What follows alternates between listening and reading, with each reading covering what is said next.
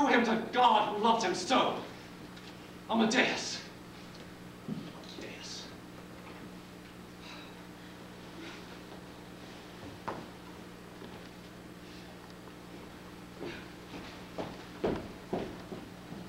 The next afternoon, when Caterina Cavalieri came for her lesson, I made the same halting speech about coins of tenderness, and dubbed the girl La Generosa. I regret that my invention in love, as an art, has always been limited. Fortunately, Caterina found it sufficient. She consumed 20 nipples of Venus, kissed me with brandy breath, and slipped easily into my bed. She remained there as my mistress for many years behind my good wife's back.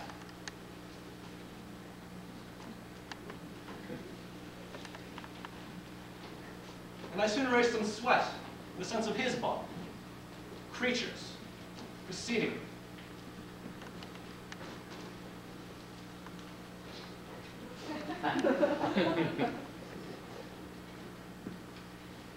Excuse me.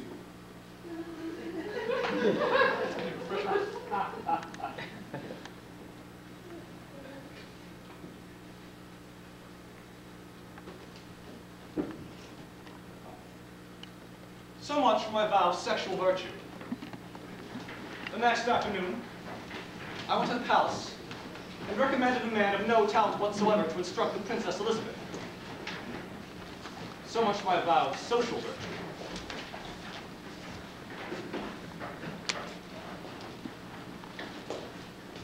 There's some. A dull man, surely. What of Mozart? Majesty, I cannot with a clear conscience recommend Mozart to instruct royalty. One hears too many stories. They may be just gossip. One of them, I regret, relates to a protege of my own, a very young singer. Charmant. Not pleasant, Majesty, but true. I see. Let it be our somber then. I dare say he can't do much harm. To be frank, no one can do much harm musically to the Princess Elizabeth. Mozart certainly did not suspect him. The Emperor made the announcement in his usual way. Well, there it is. And I commiserated with the loser. It's my own fault. My father always writes I should be more obedient, know my place. He'll send me 16 lectures when he hears of this. It was a most serious loss as far as Mozart was concerned. His list of pupils hardly moves. 6 at most. And now a child, the king. A boy. Poor fellow. I, by contrast, prospered. This is the extraordinary truth. If I expected fury from God, none came. None. Instead, incredibly, in 84 and 85, I came to be regarded as infinitely the superior composer. And this despite the fact that these were the 2 years in which Mozart wrote his best keyboard concerti and string quartets. Haydn calls the quartets unsurpassed. They were, but no one heard them.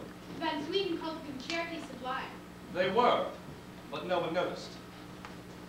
The Viennese greeted each unique concerto with the squeals of pleasure that they usually reserve for a new style of performance. Each piece was played once, then totally forgotten. I alone, it seems, was empowered to recognize them for what they were. Some of the most perfect things made in the 18th century. By contrast, my operas were played everywhere and saluted by everyone. I composed my Semi-Romade for Munich. Rapturously received. People faint with pleasure. I wrote a comic opera for Vienna, La Grotta di Trofonio. The talk of the city. The cafes are buzzing. And I finally finished my tragic opera Danaus, and produced it in Paris. Stupendous reception. The plaudits shake the room. Your name sounds throughout the empire. Throughout all Europe.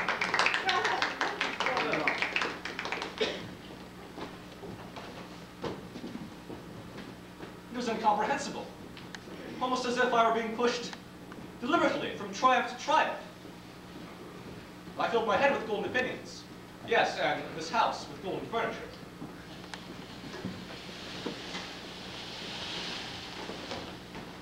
My own taste was for plain things, but but I denied it. Success will live with gold, and so would I. I grew confident. I grew resplendent. I gave salons and soirees and worshipped the season round at the altar of sophistication. Mozart heard your comedy last night. He spoke of it to the Princess Lichnowsky. He said you should be made to clean up your own mess. Really? What charmers these Salzburgers are. People are outraged by him. He empties drawing rooms. Now Van Sweden is angry with him. Lord Fugue, I thought he was the Baron's little pet. Mozart has asked leave to write an Italian opera. Italian opera? Brett, my kingdom. And the Baron is scandalized. But why? What's the subject? Figaro! The marriage of Figaro! That disgraceful play of Beaumarchais! Noblemen lusting after chambermaids and their wives, dressing up in stupid disguises anyone can penetrate in a second. When I reproved him, he said I reminded him of his father. He cannot understand why Mozart wrote such rubbish, such music. Because I want to do a piece about real people, Baron, and I want it set in a real place, a boudoir, because that to me is the most exciting place on earth. Sheets still warm from a woman's body, underclothes on the floor, even a piss pot brimming under the bed. Mozart! I want life, Baron, not boring legends. Ere Salieri's recent Danaeus was a legend. That did not bore the French. It's impossible to bore the French, except with real life. I'd assumed, now that you've joined our brotherhood, you would choose more elevated themes. Elevated, elevated. The only thing a man should elevate is his doodle. You are provoking, sir. Has everything to be a joke with you? Pardon the language, Baron, but really, how can we go on forever with these gods and heroes? Because they go on forever. That's why. They represent the eternal in us. Opera is here to ennoble us, Mozart. You and me, as well as the Emperor. It's aggrandizing art. It celebrates the eternal in man and ignores the ephemeral, the goddess in women, and not the lockers. Well said, sir. Exactly. Oh, yes, well said, sir. Exactly. I don't understand you. You're all up on your perches, but you don't give a damn about gods and heroes. If you're honest, each one of you, which of you isn't more at home with his hairdresser than Hercules? Or Horatius? Or your stupid Danaeus? Come to that. Or mine. Mine too. Mithridates, king of Pontus, Il Sono de Scipione, all those anguished antiques, they're all bores. Bores, bores, bores. All serious operas written this century are boring. Well, 999 out of 1,000. Look at us. 4 gaping mouths. What a perfect quartet. I'd love to write it. Just this second of time. This now as you are. Air Chamberlain thinking, "Unfortunate Mozart, I must speak to the Emperor at once." Air Prefect thinking, "German Mozart, debasing opera with his vulgarity." Air Court Composer thinking, "Young Mozart, what can he finally know about music?" And Mozart himself in the middle thinking, "I'm just a good fellow. Why do they disapprove of me?" That is why opera is important, Baron, because it's realer than any play. A dramatic poet would have to put all of those thoughts down one after another to represent this second of time. The composer can put them all down at once and still make us hear each one of them. Astonishing device of vocal quartet. I tell you, I want to write a finale lasting a half an hour. A quartet becoming a quintet, becoming a sextet, becoming a septet, an octet, on and on, wider and wider. All sounds multiplying and rising together to create an unending music. I bet that's how God hears the world. Millions of sounds ascending at once and mixing in his ear to create an unending music. Unimaginable to us. That's our job. That's our job, we composers, to combine the inner minds of him and him and him and her, the thoughts of chambermaids and court composers, and turn the audience into God.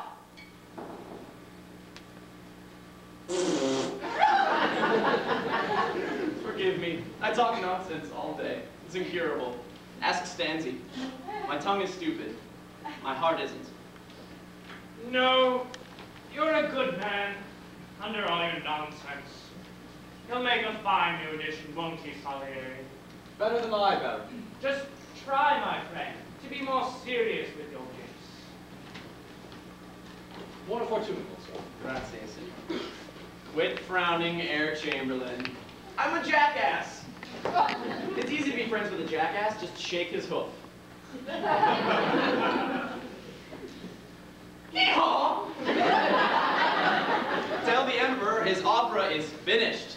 Finished? Right here in my noodle. The rest is just scribbling. Goodbye. Good day to you. He's gonna be proud of me. You'll see. That young man really is Very lively. intolerable! Intolerable! How could I stop it? How could I block this opera of Figaro? Incredible to hear, within 6 weeks, the creature had finished the entire score. Figaro is complete. The first performance will be on May the 1st. So soon. There's no way we can stop it. I have an idea. Una piccola idea. What? Mi ha detto che un balletto, un terzo atto. What does he say? E dimmi, non è vero che l'imperatore ha proibito il balletto nelle sue opere? Una balletto? Oh. Precisamente. Oh, capisco. Ma che meraviglia. Perfetto. Veramente ingenioso. What is it? What is he suggesting? See him at the theater, of course. Of course. Immediately, I forgot. You're brilliant, court composer. Oh, I have said nothing. I must tell you, I resent this extremely. Mozart is right in some things. There's far too much Italian chittero chattero in this court. Learn at once what was just said. Patienza, my dear Chamberlain. Patienza. Just wait and see.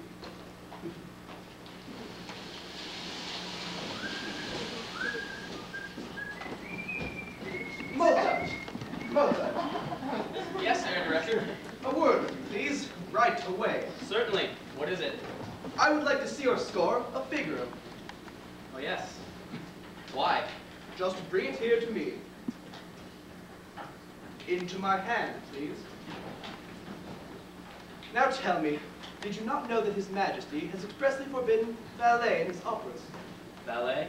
such as occurs in your third act? Oh, no. That is not a ballet, Herr Director. It's a dance at Figaro's wedding. Exactly, a dance. But the Emperor does not mean to prohibit dancing when it's part of the story. He made that law to prevent insertions of stupid ballet, like in French opera. It is not for you, Herr Mozart, to interpret the Emperor's edicts, merely to obey them, What are you doing? What are you doing, Excellency? taking out what never should have been put in.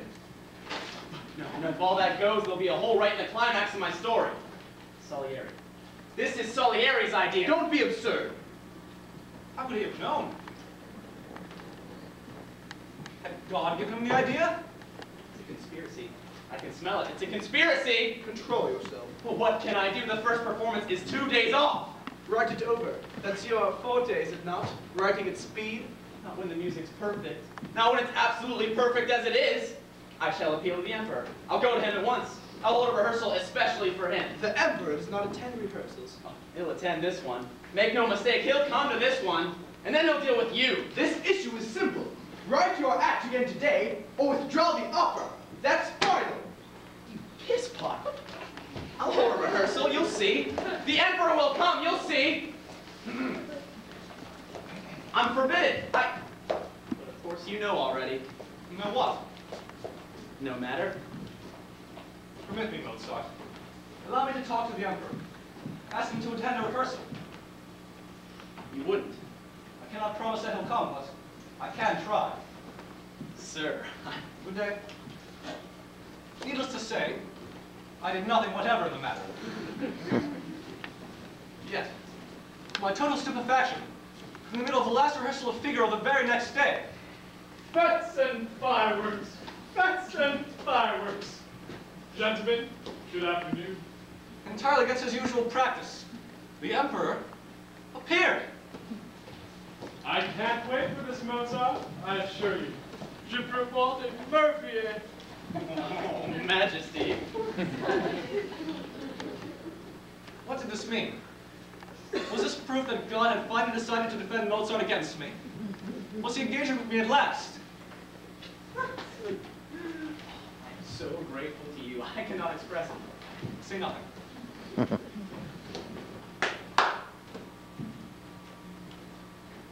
One thing about the event seemed more than coincidence. Strangely, His Majesty had arrived at precisely the moment the dancers would have begun, had not they and their music been entirely cut. He and the rest of us watched the dramatic action proceed in total silence, whilst what should have been a party of celebrating peasants dancing the fandango in the center of the stage stood absolutely motionless, their arms frozen in the air. I don't understand. Is it modern? No, it isn't, Majesty. Then what? The air director has removed the dance that would have occurred at this point. Why was this done? It's your own regulation, sire. No ballet in your opera. This is not a ballet, Majesty. It's part of a wedding feast entirely necessary to the story. Well, it certainly looks very odd the way it is. I can't say I like it. Neither do I, Majesty. Do you like it, Rosenberg? It is not a question of liking, your majesty. Your own law decrees it. Yes, all the same. This is nonsense. Look at them. They're like waxworks up there. Not exactly, majesty. I don't like waxworks. Neither do I, Majesty. Well, who would? What do you say, Salieri? Italians are very fond of waxworks, Majesty. Our religion is largely based upon them. You are Cattivo again, court composer? Count Rosenberg is very worried that if the music is put back, it would have the most unfortunate precedent. One would have to endure hours of dancing in the opera. I think we can guard against that, you know, Chamberlain. I really think we can guard against hours of dancing. Please restore Mozart's music. But majesty, I must... You will oblige me, Rosenberg. I wish to hear Mozart's music. Do you understand? Yes, majesty. Thank you, sire, forever. Yes, yes, very good. A little less enthusiasm, I beg you. Well, there it is.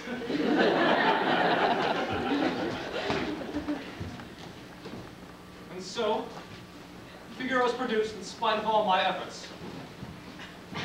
A conspicuous defeat for me. And yet, I was strangely excited.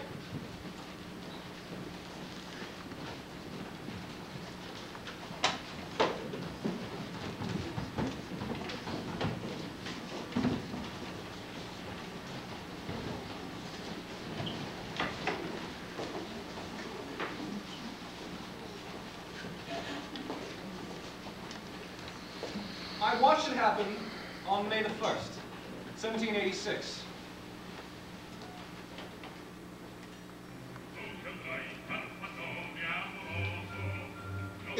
My march, my poor March of Welcome, changed by him to enchant the world forever.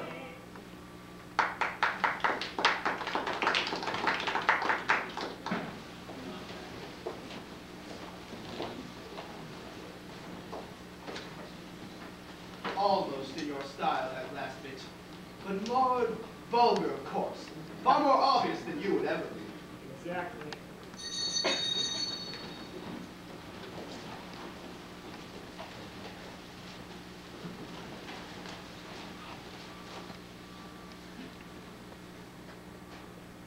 Trembling, I heard the second act, the restored third act, the astounding fourth. What shall I say to you, who will one day hear this last act for yourselves? And you will. Or whatever else shall pass away. This must remain. The scene was set in a summer garden. Pinprick stars gleamed down on shaking summer houses. Plotters glided behind pasteboard hedges. I saw a woman, disguised in her maid's clothes, hear her husband utter the first tender words that he has offered her in years, only because He thinks that she is her own servant. Could one catch a realer moment? And how else except in a net of pure artifice? The disguises of opera were invented for Mozart. The final reconciliation melted sight. And through my tears, I saw the Emperor.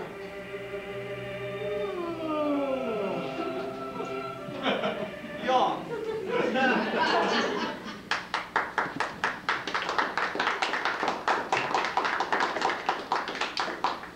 Most ingenious Mozart, you're coming along nicely. I do think we must omit encores in the future. It really makes things far too long. Take a note, Rosenberg. Majesty. Gentlemen, good night to you. Strap, attend me.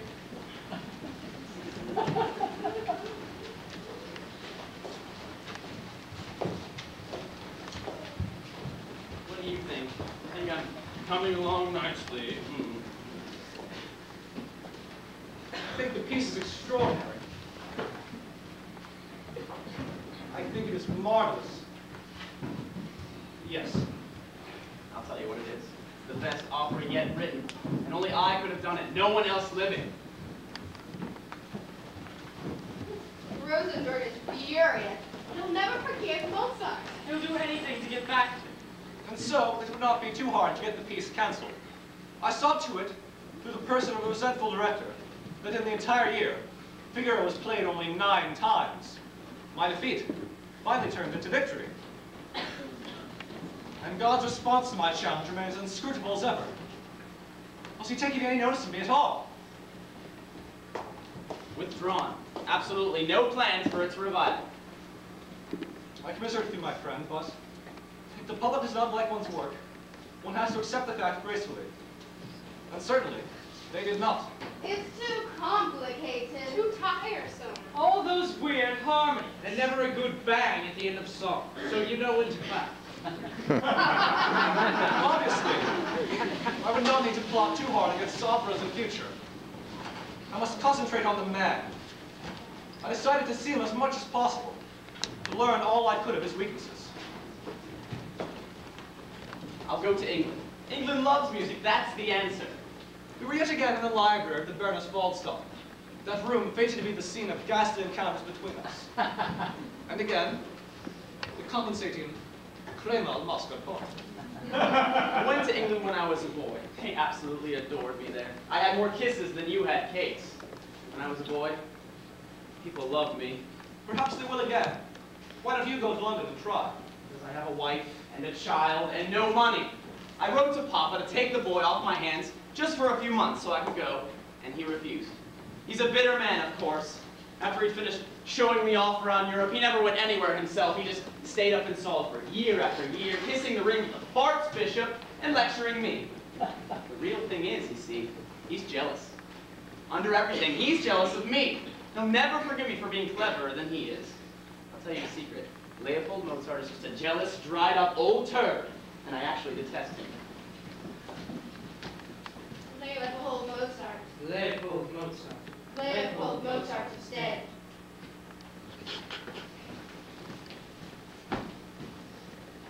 Do not despair. Death is inevitable, my friend. How will I go now? What do you mean? In the world. There's no one else who can see the wickedness around. I can't see it. He watched for me all my life. And I betrayed him. No. I talked against him. No. I married where he begged me not. I left him alone. I danced and played billiards and fooled about, and he sat alone night after night in an empty house with no woman to care for him. He used to sing a kissing song at bedtime when I was small. His own silly words. Garanya, Figata, Fa. Marina, Gamina, Fa. Then kiss, kiss, kiss. No one kissed him after I left ever again. Wolfgang. My dear Wolfgang. Do not accuse yourself. Lean upon me if you care to. Lean upon me.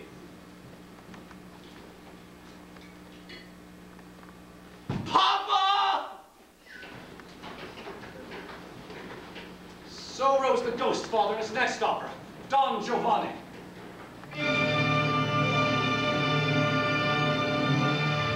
A father figure more accusing than any in opera.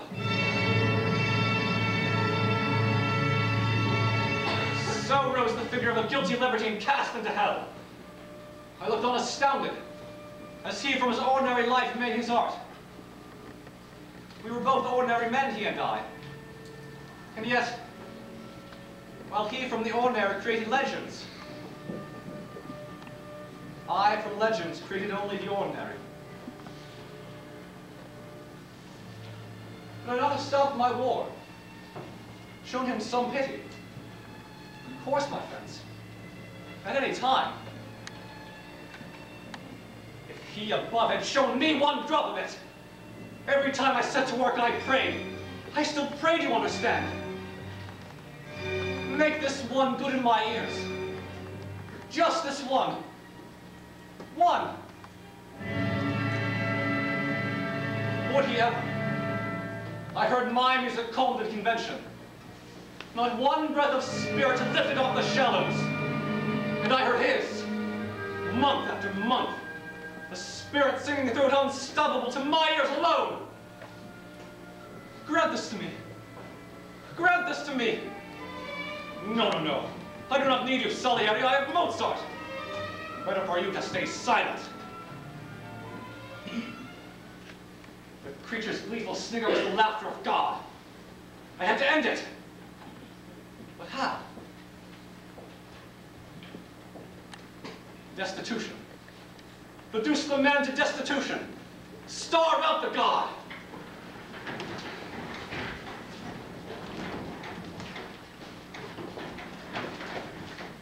How do you fare today, my friend? Badly. I have no money and no prospect of any. It would not be too hard, surely. We must find him a post. One danger. The Emperor. There's nothing available, Majesty. There's chamber composers now that Gluck is dead. Mozart to follow Gluck. I won't have him say I drove him away. You know what a tongue he has. Well, then grant him Gluck's post, Majesty, but not his salary. That would be wrong. Gluck got 2,000 florins a year. What should Mozart get? 400. Light payment, yes, but for light duties. Perfectly fair. I'm obliged, you poor composer. Majesty. Easily done. Like many men obsessively thought generous, the Emperor was quintessentially stingy. Herr Mozart, vu new fates on earth. It's a damn insult. Not enough to keep a mouse in cheese for a week. Regarded as a token, however. When I was a boy, they gave me snuff boxes. Now it's tokens. For what? Pom-pom for fireworks? Twang-twang for concert ends? I'm sorry, it's made you angry. I'd not have suggested if I knew you'd be distressed. You suggested it? I regret that I was not able to do more. Forgive me. You're a good man. I see that now. You're truly a kind man. I'm a monstrous fool. No, please. You make me ashamed, you excellent man. No, no, no, no, no. A little less enthusiasm, I beg. I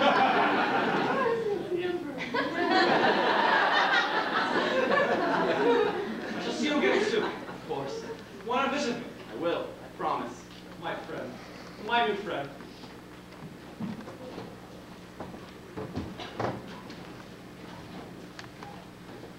Now, if ever, was the moment for God to crush me. I waited. And do you know what happened? I had just ruined Mozart's career at court. And God rewarded me by granting me my dearest wish. Kapellmeister Bonner. Kapellmeister Bonner. Kapellmeister Bonner is dead. And you are appointed By royal decree. to fill his place. First royal and imperial Kapellmeister to our court.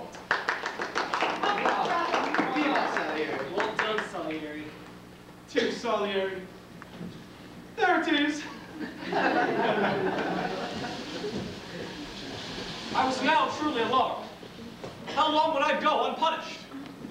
Mozart looks appalling, and it must be galling his horse. I hear he's dosing himself constantly with medicine. For what? Envy, I imagine. Actually, I his syphilis. danced in the Prater. Congratulations, sir. I thank you, and to you both. Clearly, there was a change for the worse. His eyes gleamed, oddly, like a dog's when the light catches. I hear that you are not well, my friend. It's nothing. Just a few pains. I do not